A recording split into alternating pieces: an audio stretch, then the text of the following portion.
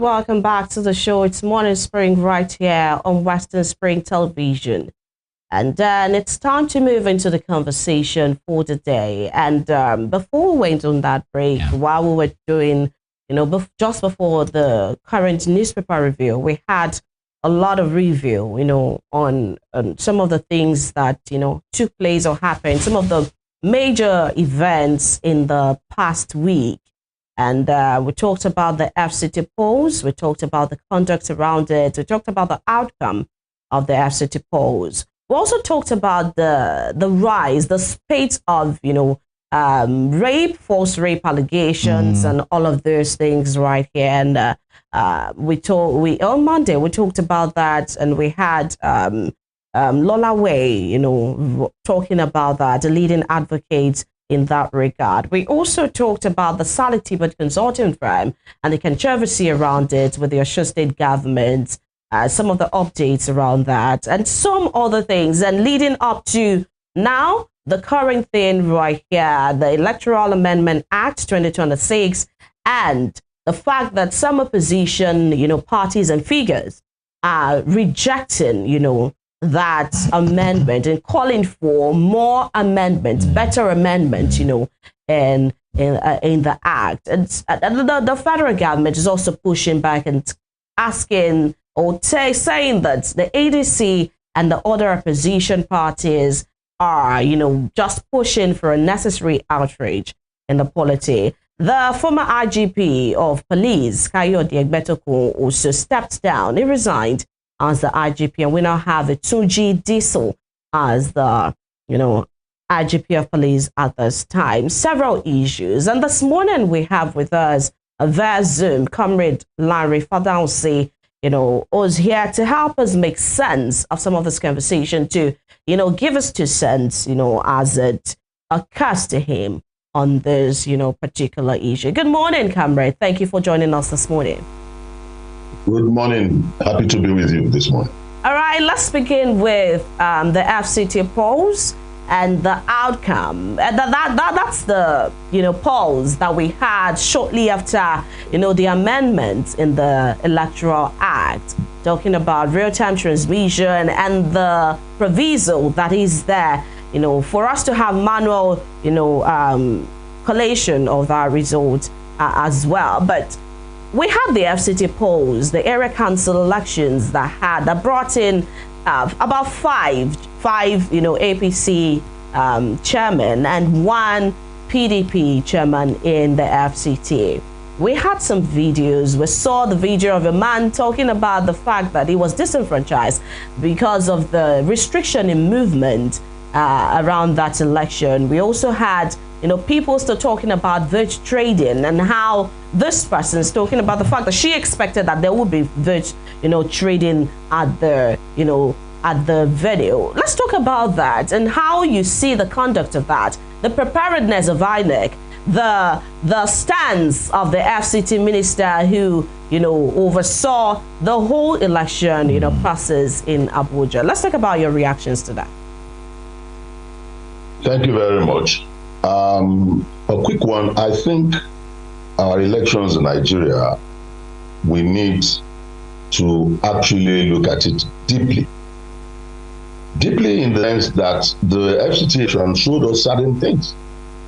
There was this issue of bringing about Form E-CHA was used in that election. Yeah. And if some of these from E-CHA that we saw were indeed real, then we should know that the Form E-CHA is unreliable, and we cannot rely totally on that to help us guide us through this election.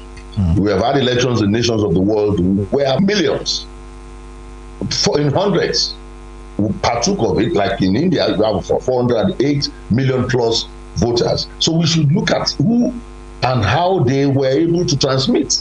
If we have to outsource the management of our technology, let us know from now.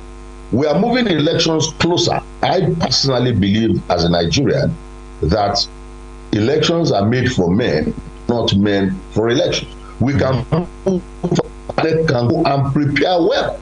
We cannot rely on INEC to run an election for us when they don't appear to have been well prepared for it. One, discrepancies in all those from EC8A, some of those that we saw online, the irregularities that were observed does not portend us as being serious about this election, as far as the results that came out were concerned. And so if INEC has the right to say we are moving elections closer, to me, I think INEC can take some weeks or months off to prepare. That's one of the reasons producing. The security situation in Nigeria is showing us whether we have just politicians leading us, or those who want to in future be seen as statesmen. Because statesmen think about the next generation, politicians think about the next election. You just read in your newspaper review, killings at the Yobe end. There was in Zamfara. Killings,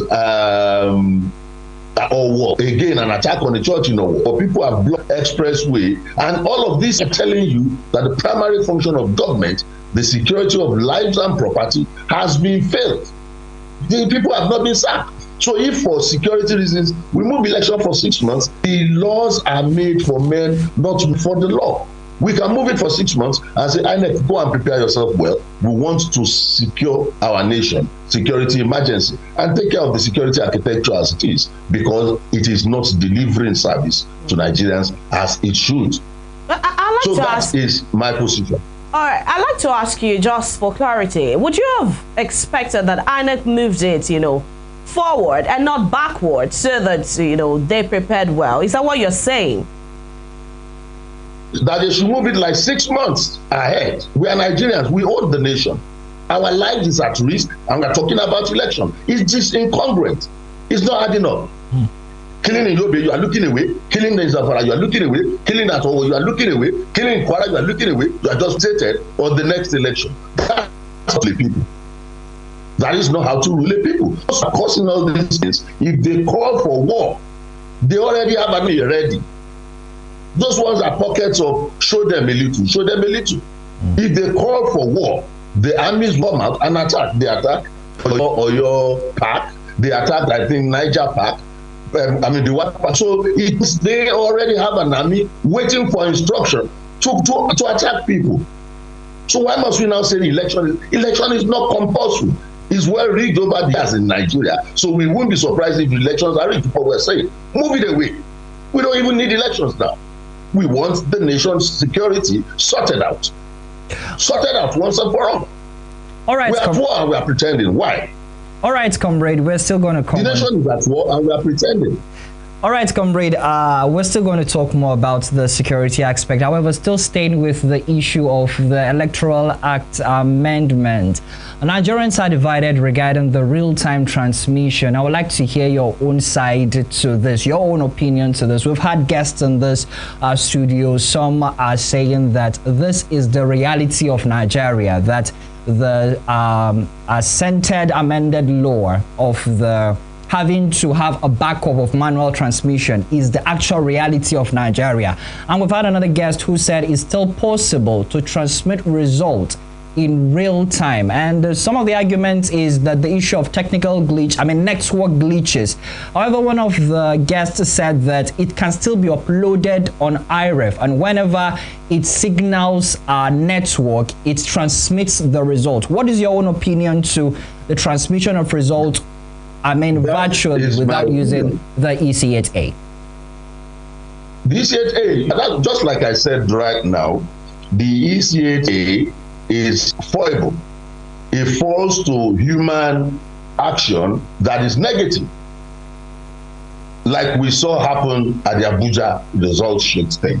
What I believe is that it is possible that how many of these so-called technology is our own? It's borrowed technology. Let donors operate it.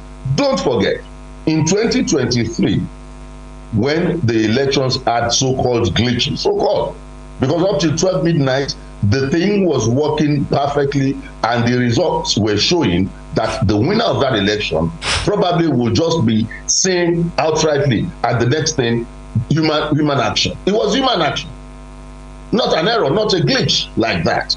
They can prove it. They can call the company that owns the technology. It's not our tech. It wasn't our technology.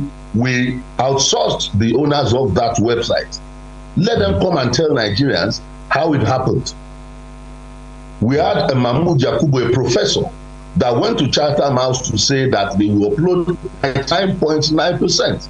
You had Mike Guinness speak on television shortly after that he was sad that their years at INEC was wasted. Services wasted because they had practiced this 165 offbeat elections that they held, and it worked functionally. So all these lies and cover-ups are just to make sure that those who want to rig elections have a trump card they want to use. In 400 million cast ballots in elections. Because of governance, we have had billions of dollars stolen from NNPC, from agencies of government. So if it's going to cost us billions, it can't cost more than 1.6, 1.7 billion dollars to ensure we use technology.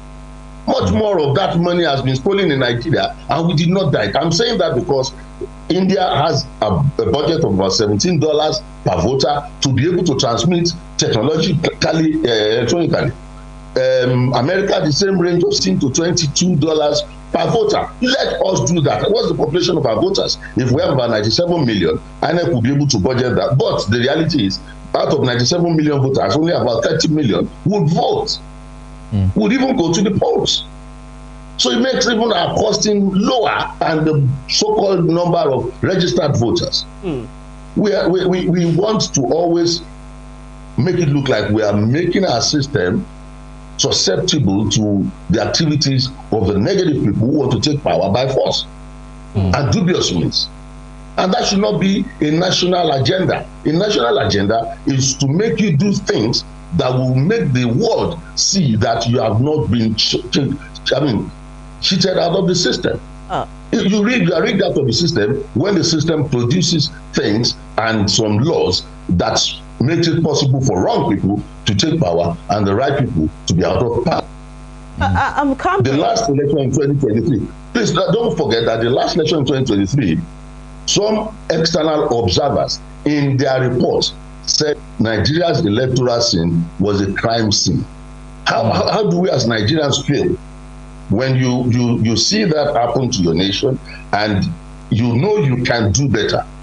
I believe we can do much better, but deliberately some people are making it impossible because they want part of it. So to me, I still repeat, the Electoral Act on one side and all other things. The Public A is unreliable. It will be doctored. It will be a case of go to court. We don't want an election that nobody will be able to go to court because it will be too clear and glaring. You can uphold an IRED.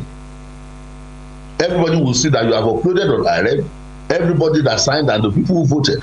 Then it will go on transmission. When you upload, it's not when it will transmit.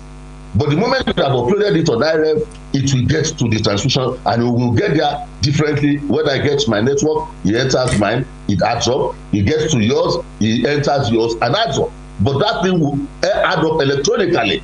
Not that somebody is going to use hands to change the figures. That's the reality. All right. Comrade, I'd like to ask you at this time, some leaders, some opposition leaders and parties like the ADC, they're pushing for, they're rejecting this Electoral Amendment Act. And the federal government is pushing back as well and saying that it's a lot of unnecessary outrage. But I'd like to ask you, and especially in light of this, several people have come up to say that the Electoral Amendment Act that we have, what was amended in that, was almost as if nothing was done, really. I mean, talking about just the clause, removing real time from the electronic transmission and, putting a proviso for a manual. Some people are saying that the House of Representatives, they had considered even stricter penalties, for both vote buying and vote selling. And one of the things the House of Representatives pushed for, some lawmakers said they debated criminalizing inducement, during party primaries. The primaries are what brings us, some of the candidates that are later fielded after the primaries are gone. These are the candidates that are fielded as, the flag bearers of parties. And if the whole harmonization, if it rejected this, because we have none of that in the electoral amendment now, but do you not see that as a very major part of what should have been done in the amendment? And do you, by this, support the view that there should be an actual or another amendment to the Electoral Act? Do you support the push against this Electoral Act amendment? I support the push for the amendments. I support the push for the moving of the election, so that all amendments that will sit well with most of the democracy is about the number. The politicians that are doing all of this are lower in number than the people. And the people do not trust what has been put forward. Most politicians force it on us.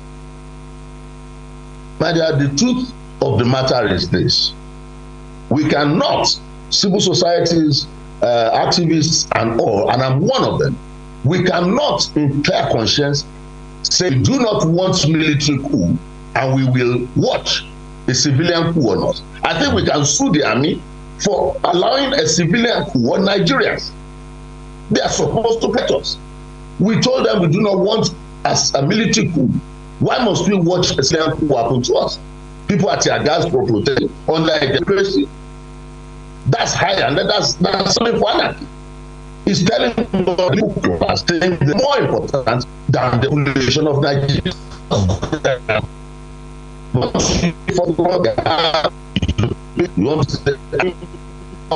We will have responsibility in Nigeria. The idea of using uncivil government is as little coup, and Nigerians will resist it. You can't force it or not. You can't force things down. We want to give them extension of 6 months. So secure the lives of people. You are not doing that. They are not concerned about that. Look at what happened in Edo State. How many people were arrested? You want to use brute force to rule the people? You can't do that and get away with it all the time. You can use that. You might have been doing it, but Nigerians are fed up. What politicians ought to know is that you can campaign with "I've given food to the hungry, I've given job to the jobless." Look, it is embarrassing, and let us tell them the best that the Nigerian government, we're not referring to Tinubu administration or Buhari, the best that any Nigerian government has ever given to the youth in Nigeria is what the military gave in 1973, the NYSC. If you graduate school today, the only short thing, if you are under 30 years of age, is that you will go for NYSC. After NYSC, that is the end. The government is less concerned about your life. That should not be. That should not be. And we will tell the young people of Nigeria to rise up against all of this. You saw what happened. Did they learn any lessons from NSAS? No, they did not. They don't think about Nigerian youths at all. They are concerned about themselves and their own youth children. They show us how their children graduate in universities abroad and become chief executives and get into Nigeria. Nigeria can't work like this. Let them forget this election. Because we know it's going to be a sham of an election if they want to use all these laws and amendments they are pushing around it. The settlement thing is not something Nigerians don't know. Members of the assemblies get settled on every issue. You cannot be somebody who can spend 3 years ago, and the next thing, because you are a member of the National Assembly, you are a billionaire. That is criminal. And the records are...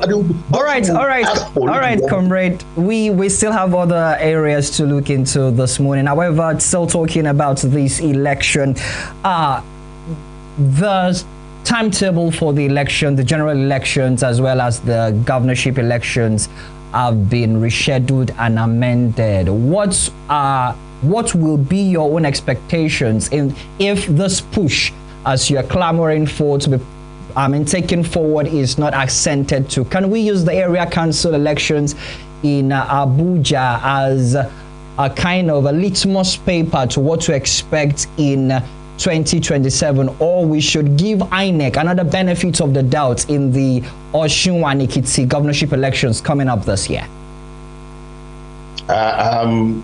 Just hearing that probably there's an amendment to even Osun election.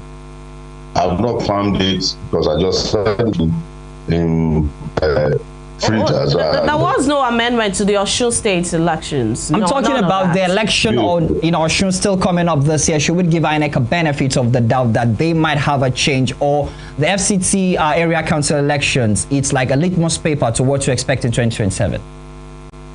Well, Osun election definitely will be a litmus test for INEC, and INEC should go and prepare well and not allow some of the glitches or errors that were seen at Abuja repeat itself in Osun, because people see Osun as a place that some are bent on capturing, not by ballots even, and that is the lacuna there.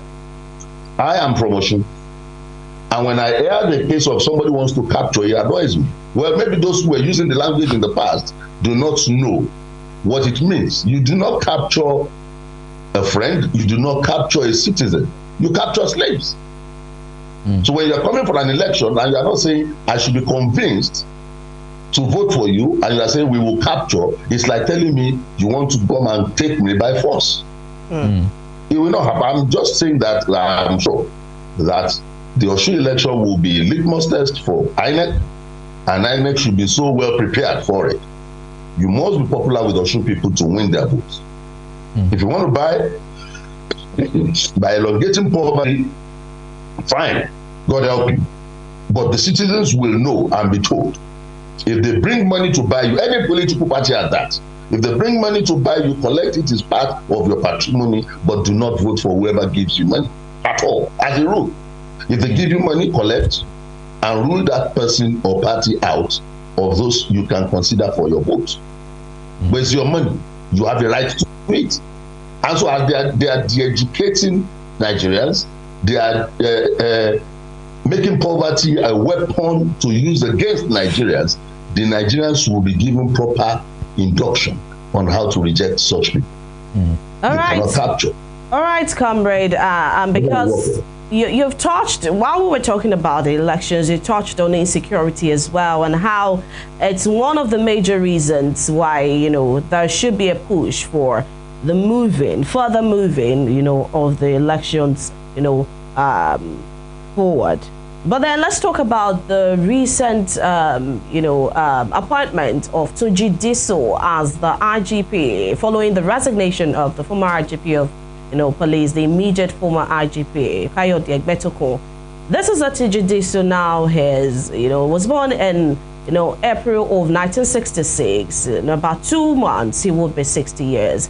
In the face of the current hardship around the insecurity that people are facing, and talking about moving towards, the election season and all of those, in the first few months of this race, and he talked about the fact that he wants to work on welfare, of the police and eradicating impunity in the rank and file of the police. Let's talk about what you expect as a citizen of Nigeria. And with all of this, the prevalent insecurity in the country, what do you expect him to do in the first few, months of his reign as the IGP of police?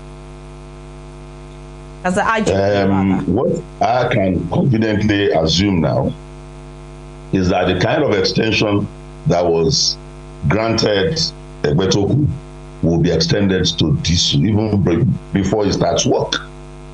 Because I do not know what changes you want somebody to bring to the table in 2 months.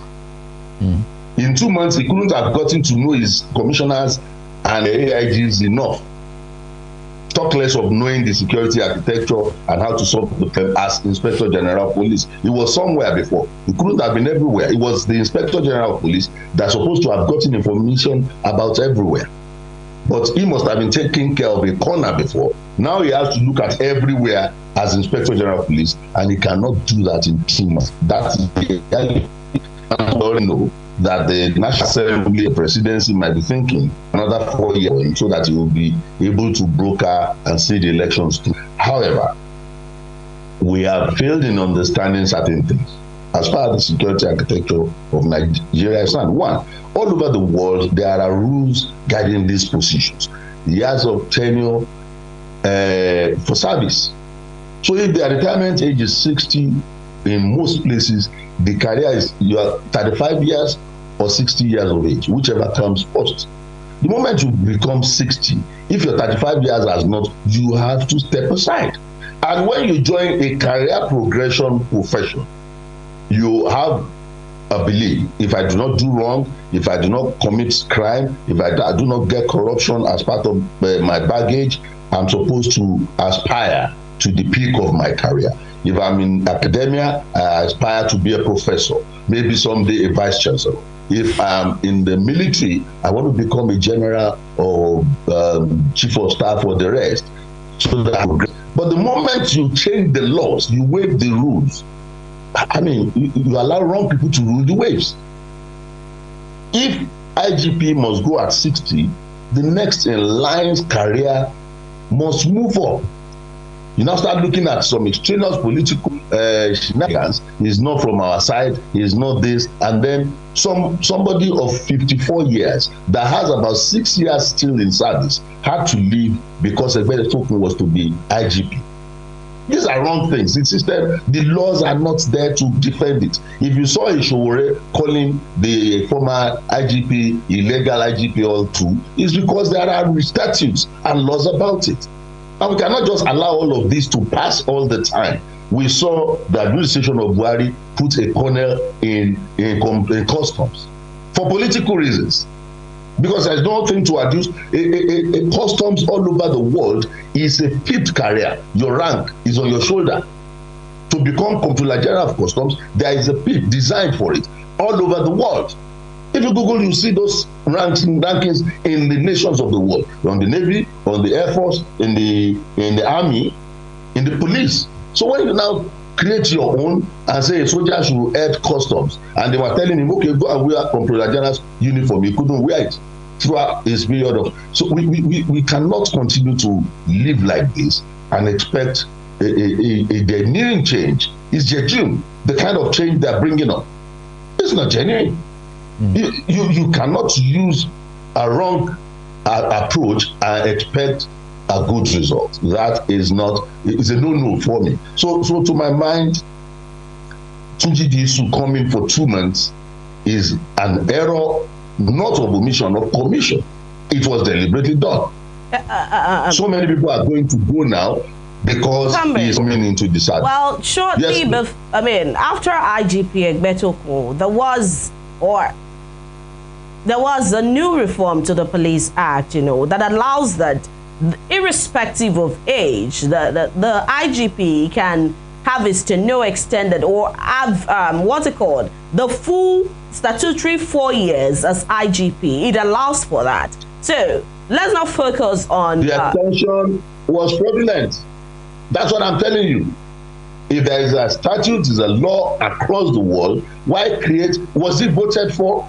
Even in America, some positions like that of in the legal, they vote for attorney generals and the rest, so they can be called elected officials. But did we vote for IGPs before you now say you are giving them a tenure of 4 years? You can't tenure something that is not relevant to the people. The people believe the law has said this should be the situation, and we are changing. We are changing the table in the. I mean, changing the rules in the middle of a game.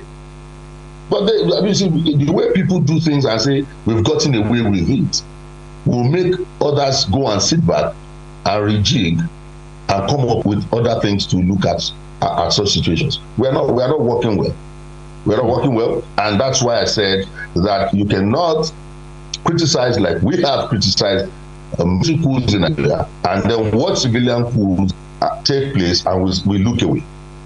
So the military will be called to salvage this situation, and by a referendum. You see, some people are now talking about the way our leaders lead us will make people say, look, we want a referendum, we don't even want election.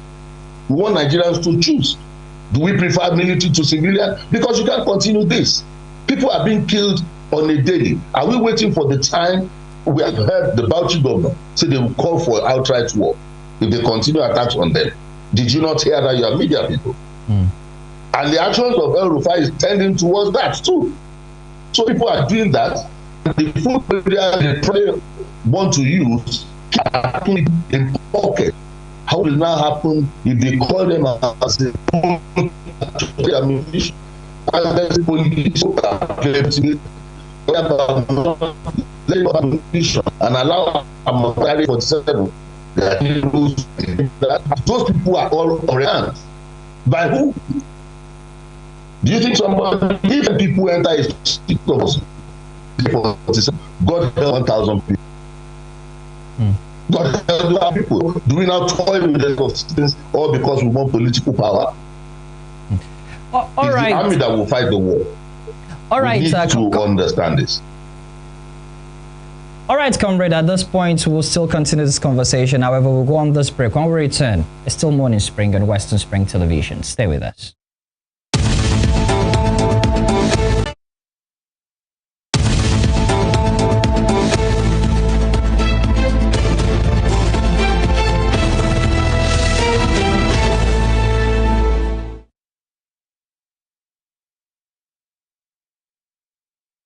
Very many thanks for being there. Still Morning Spring here on Western Spring Television, and we are trying to talk about security matters in the nation at this point, talking about the resignation of the former IGP Kayode Egbetokun with the appointment of the new IGP Tunji Disu. Comrade Fadahunsi, I think you're still there, sir. Can you hear me?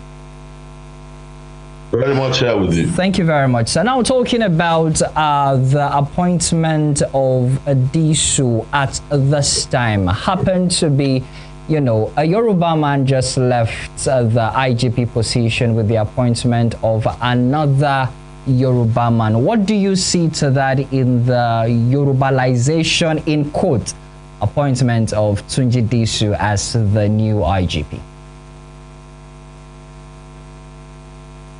Well, I don't love people in plurals, and I don't hate in plurals as well. I am detribalized. I don't see that as a negative and a positive for anybody. Okay. We have good Yoruba people, perfectly good Yoruba people. We have bad Yoruba people. We have bad Igbos, we have good ones. We have bad Fulanis, we have very good ones. I've met some. But how do you see this? In light of this yes.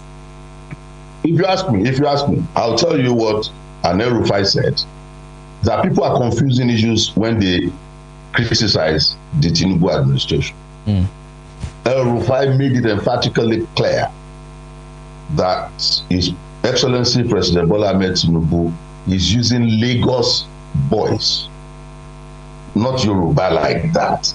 And unfortunately, the Lagos governor spoke about Tunji Disu. Mr. President spoke about activities in Lagos. A lot of people are Yorubas, but more of Lagos Yorubas than other parts of Yoruba land. Okay. And that the administration is genuflecting towards Lagos boys who have other states in Yoruba land. They are now calling them their states of origin. I mean, you can imagine somebody who was a commissioner in Lagos State now being referred to as a Kwara state person, as a minister representing Kwara, as a minister representing Ekiti, as a minister representing Ondo. We have them like that. Osun, you know, somebody who has claimed, who has contested elections and held offices in Lagos State, now claiming their Yoruba original states now. So I don't look at it. Yes, the man. However, my position that I told you just now is that yes, after the Egbetokun saga, immediately Egbetokun was leaving, even if it is 7 months, 1 year, for the person next to him, in the hierarchy of the police, he should be the next IGP. If he has not committed any crime, if we don't see any report in his file that is negative, naturally he should step into that position so that we can allow things run seamlessly. That's how you remember when His Excellency Oshibadu, the professor of law, said there were things that Daura did as the head of the DSS. He asked the next person to take. That's how it's supposed to be. So when we start changing it because we want my man Friday to be, he who pays the piper dictates it. If you are supposed to be number 10, and from number 10 I make you number 1, I can conveniently tell you what to do when you're in that position because I was responsible for you getting there wrongly.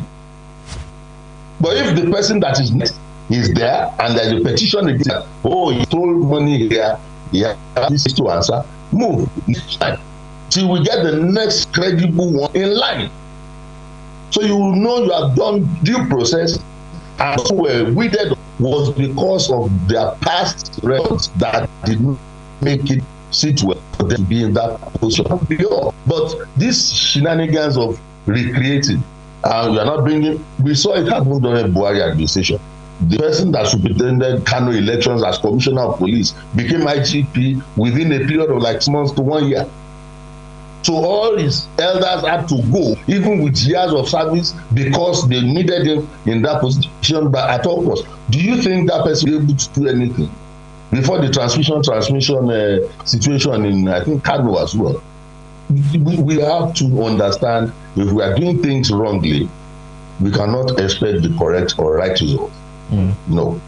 All right, Comrade. Is a Yoruba man, Yorubanization. That will be the first thing that these people will talk about. But for opposition members, they are looking at, but they are thinking every reference to Tunji Disu had to do with his Lagos experience. You cannot use Lagos experience to do. Has he had experience in Sambisa? Has he been able to follow security situation in Yobe? He has been in Rivers as well. Interest. Rivers, he also had. Do you know? Wait a minute. If you refer to Rivers, I will tell you conveniently, it was in Rivers. During the NSAS, it was an uprising. NSAS in Lagos is a reference point to officers in Lagos. If they were able, the boys were in control. If not for the miscreants that wanted to thwart it, and you can guess check where miscreants from. All these things are there. But what I'm saying is this: you are in that studio. I don't need the government to feed me. My pension is not much, but then, but your generation, what has been? Do you remember the days of Goodluck Jonathan, when they asked people to go for immigration interview? Young Nigerians, millions of them unemployed all over Nigeria, they died. They died during that exercise. And how much of population, youth employment by percentage can this government point at to say this is our score sheet, we have done well? Let's not deceive ourselves. Things are not sitting right, and we should approach it that way. The Yorubanization, look, I am one who belongs to a tribe that is not ethnic, a tribe of people that want to sit Nigeria right. I belong to I do evangelism like I'm doing now, that is not religious. If I ask that, let the right people be there, is it right people are close to me alone that will be there? If we say do things right, let the next time take position. I started doing assistant general to be able to say it's going to be to me. But if that is done at that level, we can be sure those ones will be professional in their activities. All right. Look at the structure of Nigeria. All right.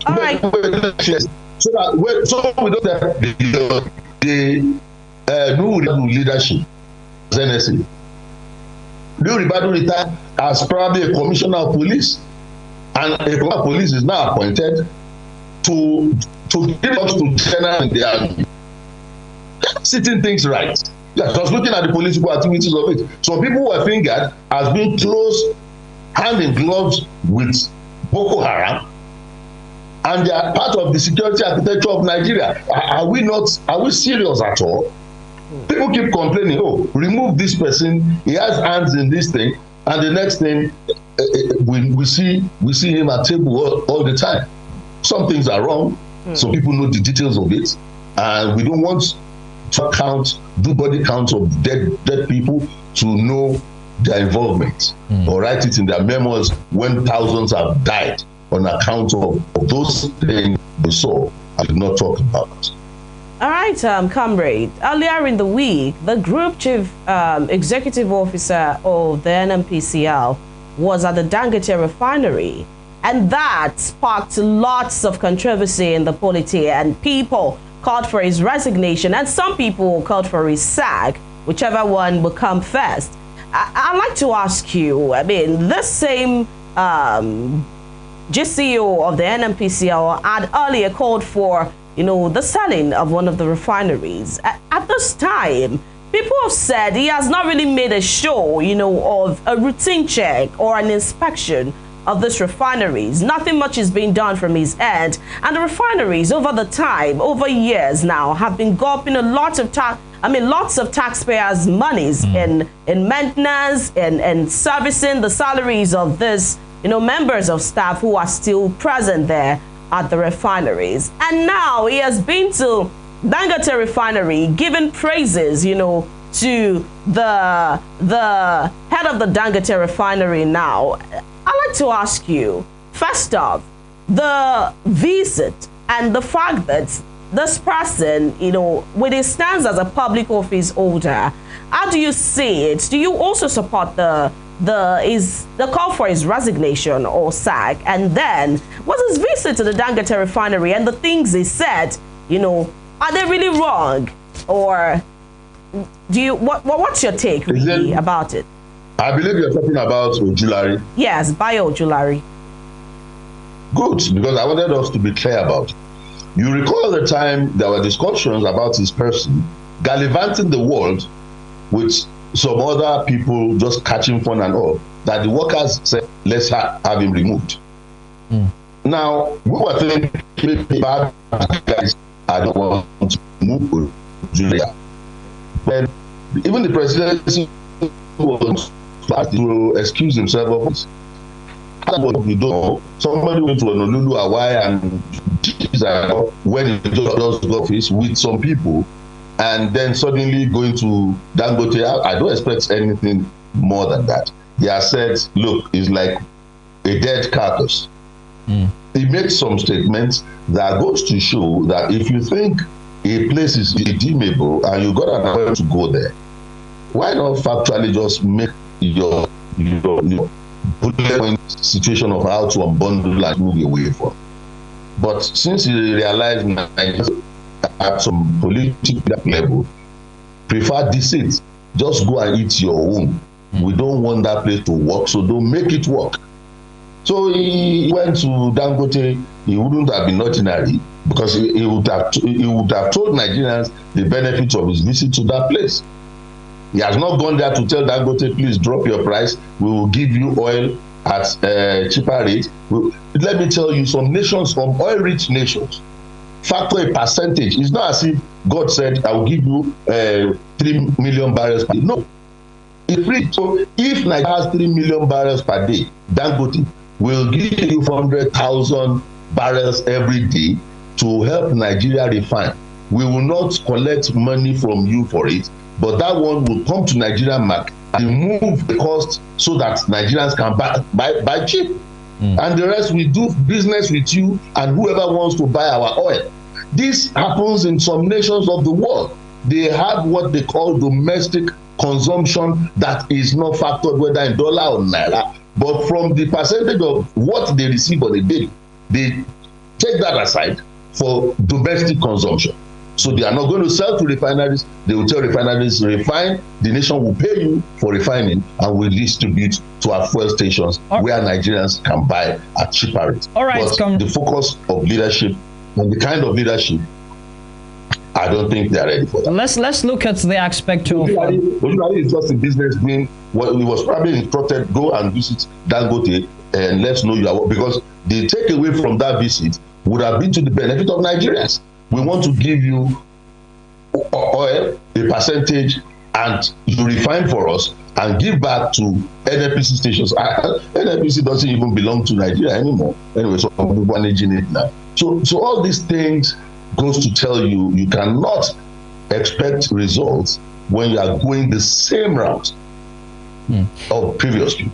All right. So my mind is not ready to take Nigeria there. No.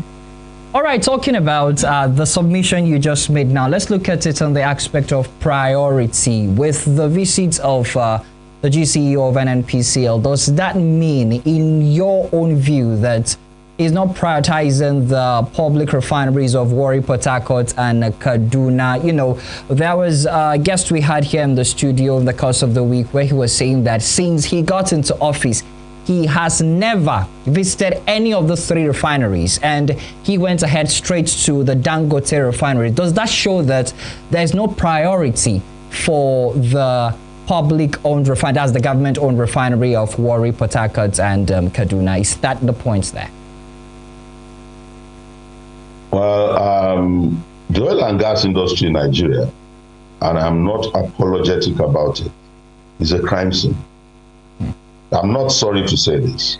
And we have seen it with successive administration, Kyari, all of them, that by the time they leave, there will be a lot of kind of worms that people will say, wow.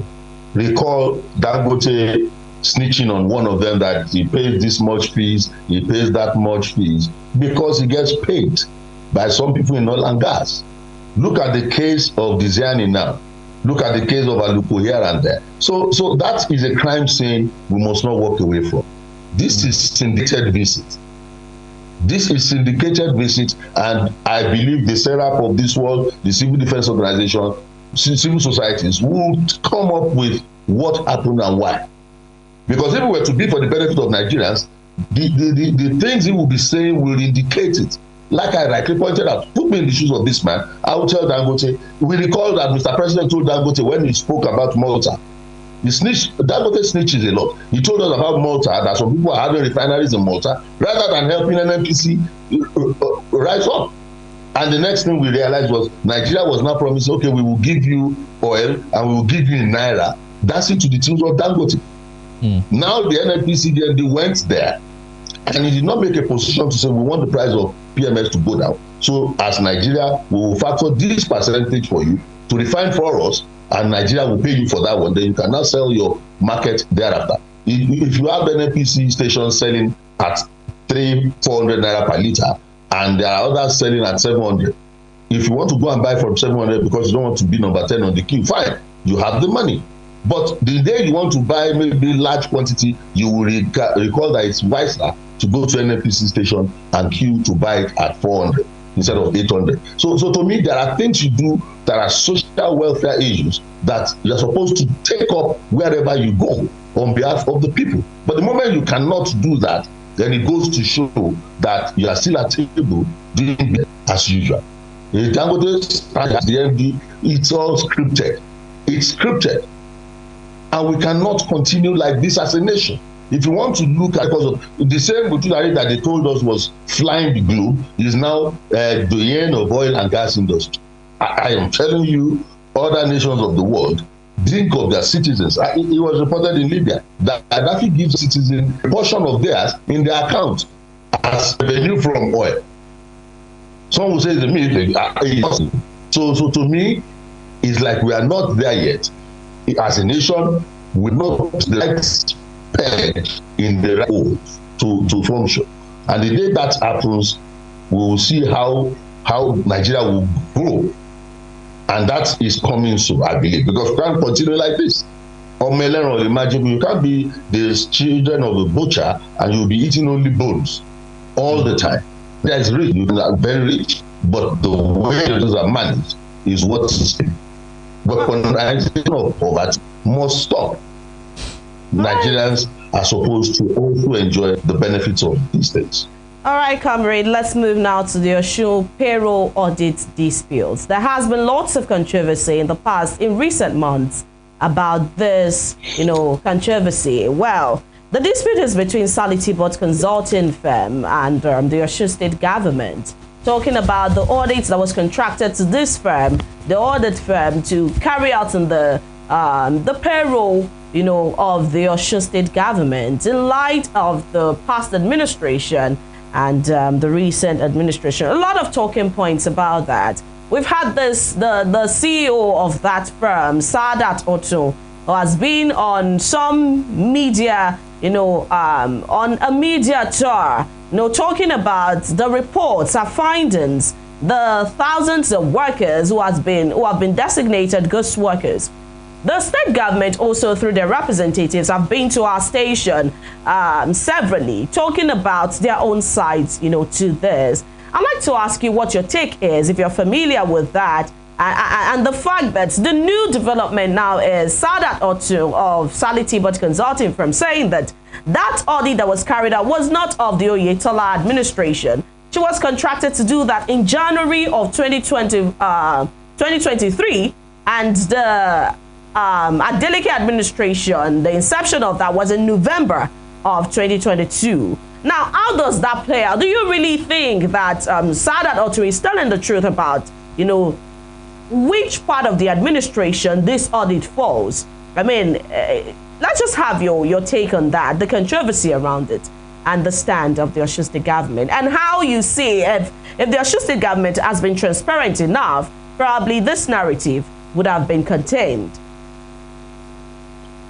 Good. I would like to start by saying that I was affected by that sham of a scheme.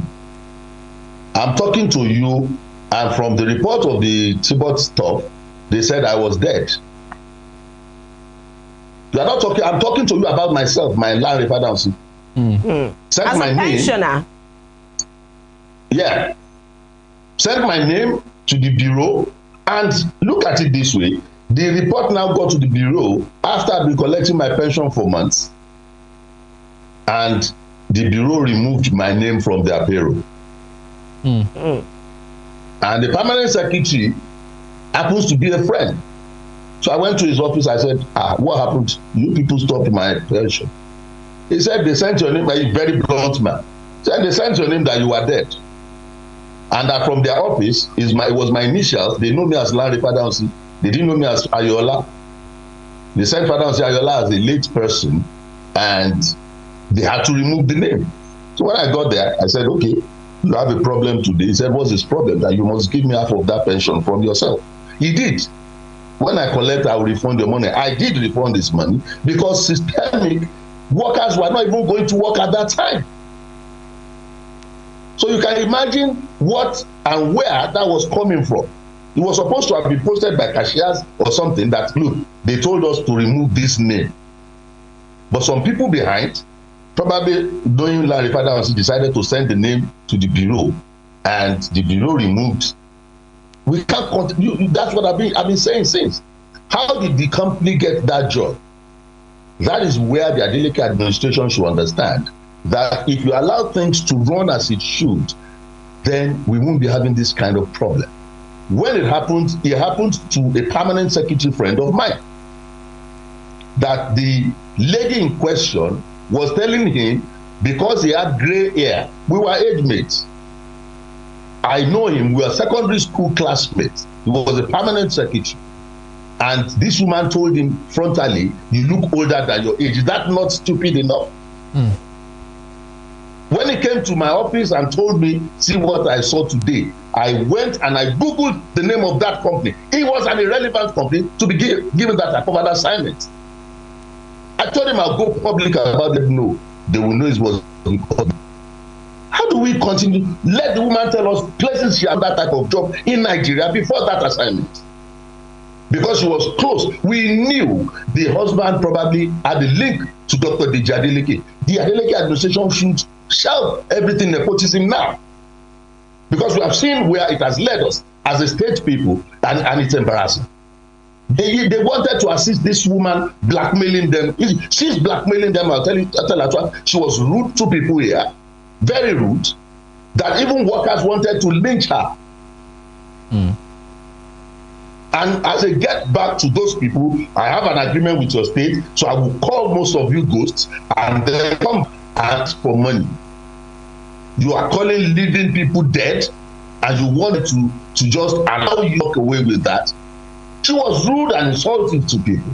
We have the records of your company. We have the records of it stated at that point in time that it was an inactive registered company. So must we always grandstand on issues? You want to blackmail people, you went to the sitting room, you are recording him. Somebody that said, look, I know these people, I assisted them to come and do a job, so let's discuss this. You are now recording and showing and playing that back. It doesn't affect the lives of us, because I'm telling you, I said it, my name was removed from payroll.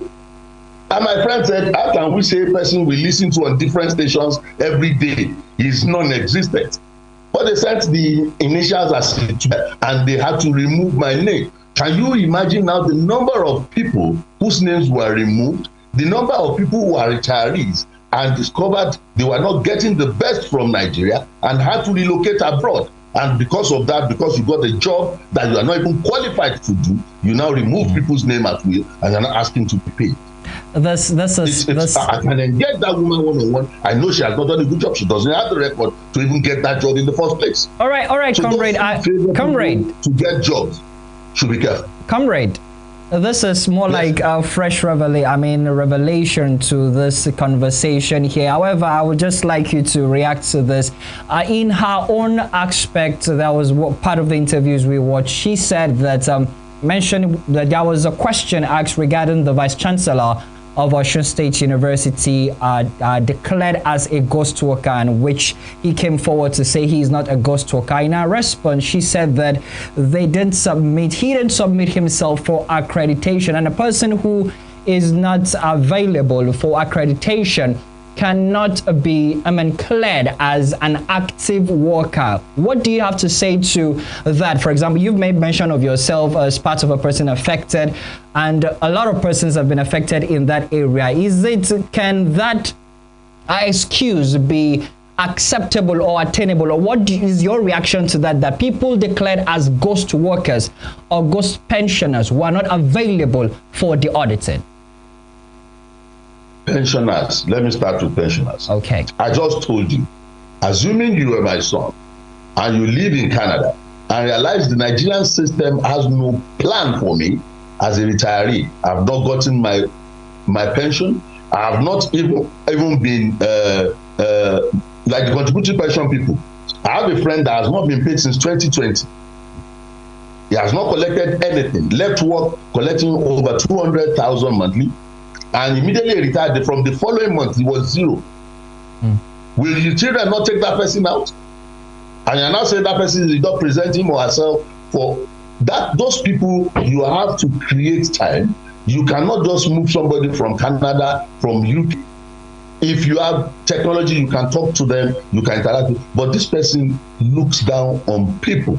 She did not even reckon with what she's concerned and fixated on. How much will I get if I say as many people as possible are ghosts? So if ghosts will pay you more, you are concerned about even making living people, living entities look like ghosts.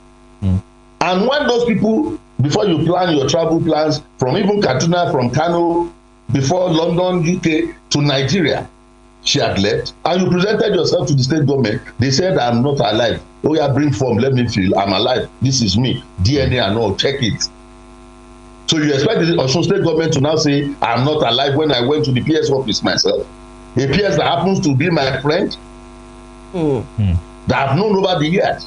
They would listen and then tell me to fill whatever form and add me up as a living entity. And that was what happened with most people. Somebody that will plan his travel from London, do you think it will just be a 72-hour thing? Independence of your so-called scrutiny. When it comes, they knock it off your list.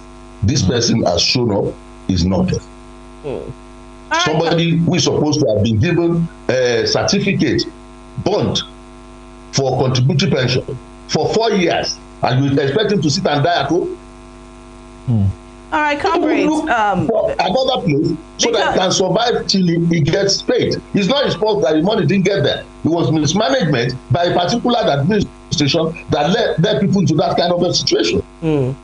Because we are pressed for time. I must tell you this. The Adeleke administration, that my friend was able to survive the last 5 years, because when Governor Adeleke came, he said all of those people who are not being paid at all as pensioners, I will start giving them that half salary every month.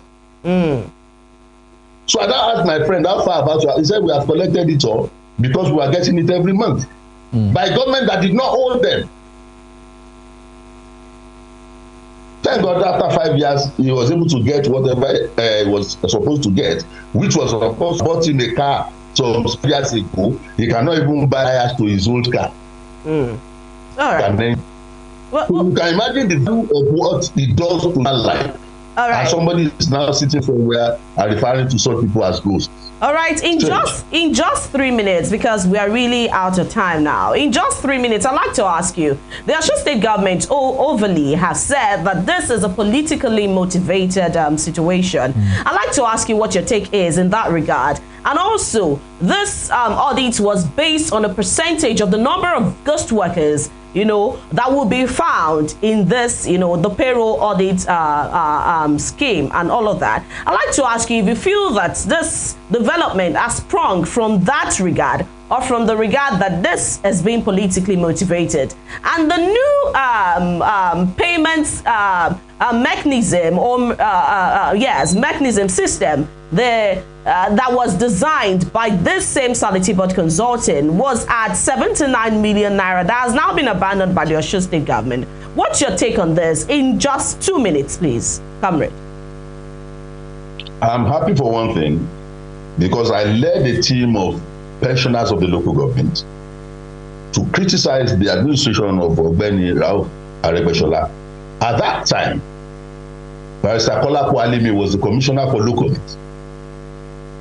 And I told them at the meeting in his office that Chams was an unnecessary aberration in Osun State.